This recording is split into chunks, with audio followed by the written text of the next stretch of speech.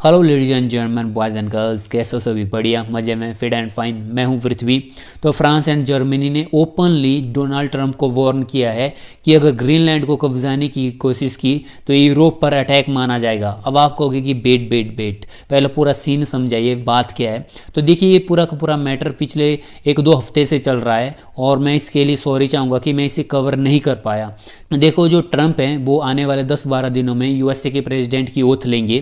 तो ट्रंप जो है अपने प्रेसिडेंट बनने से पहले ही बहुत एग्रेसिव हो गए हैं। इनके द्वारा 2-3 स्टेटमेंट दी गई जो बहुत एग्रेसिव थी।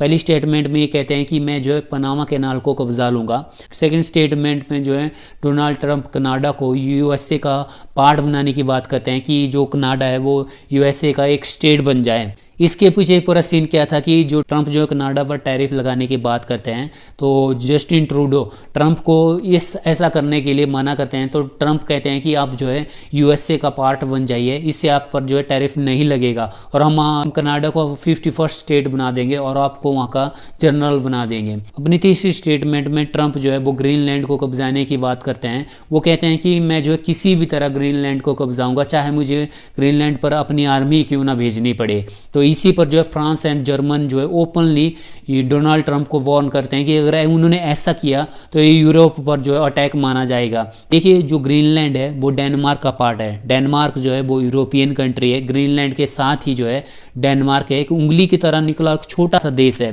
देखिए, कितना इंटरेस्टिंग बात है कि जो यूएस है वो भी नाटो का मेंबर है, ग्रीनलैंड भी नाटो का पार्ट है और जर्मनी, फ्रांस, ये सभी नाटो के पार्ट है। और यहाँ पर देखने को मिल रहा है कि नाटो के अंदर ही जो है वो लड़ाई शुरू हो गई है। मतलब नाटो की जो यूनिटी है वो खत्म हो रही है। यहाँ पर जो जर्मन के जो चांसलर है ओला सोल्ज, उनके द्वारा जो है डोनाल्ड ट्रंप को वार्न किया गया है कि इन्होंने अगर ग्रीनलैंड को कब्जाने की कोशिश की तो इसके परिणाम अच्छे नहीं होंगे।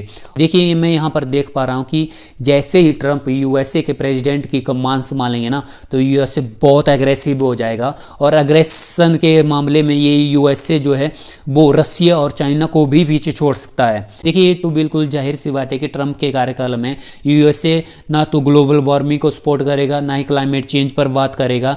मतलब डोनाल्ड ट्रंप के कार्यकाल में जो है डोनाल्ड ट्रंप जो इंडस्ट्रियलाइजेशन को ज़्यादा प्रमोट करेंगे, मतलब कोल, पेट्रोल, माइनिंग वगैरह पर ज़्यादा ध्यान देंगे। तो आप लोग जो है वो global warming and climate change वाले इशू तो भूल ही जाइए कि यूएसए कि ट्रंप के कार्यकाल में इन पर कोई बात होगी।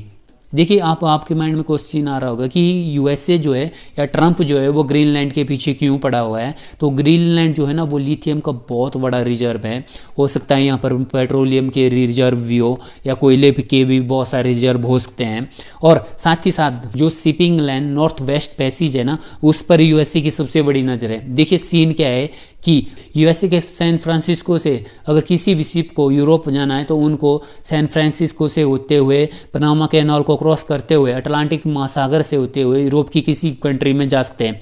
ये जो पूरा का पूरा रास्ता है ना ये बहुत लंबा है। अगर यूएसए जो अगर ग्रीनलैंड पर कब्जा कर लेता है तो वो नॉर्थ वेस्ट पैसेज का जो पूरा का पूरा रास्ता है वो यूएसए के कंट्रोल में आ जाएगा।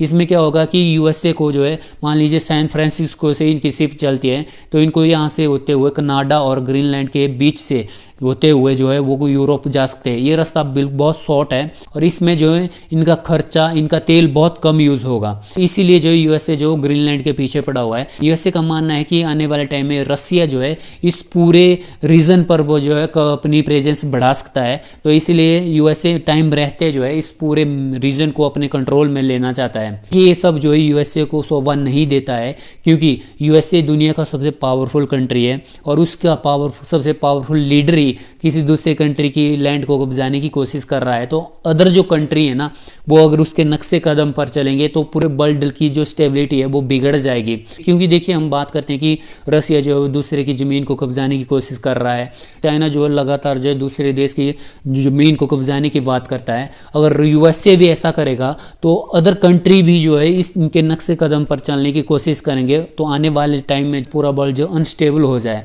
जो डोनाल्ड ट्रंप है ना तो उनको सोच समझ कर जो है अपनी स्टेटमेंट देनी चाहिए क्योंकि वर्ल्ड का सबसे पावरफुल लीडर ही ऐसी बातें करेगा तो अदर कंट्री से जो है वो क्या उम्मीद रखी जा सकती है। देखते हैं कि जब डोनाल्ड ट्रंप जो है यूएसए के प्रेसिडेंट बनते हैं तो वो क्या करते हैं इस पूरे रीजन में, हमारी पूरी नज़र रहेगी। तो अब आप लोगों से मिलता हूँ नेक्स्ट वीडियो में, तब तक के लिए बाय बाय।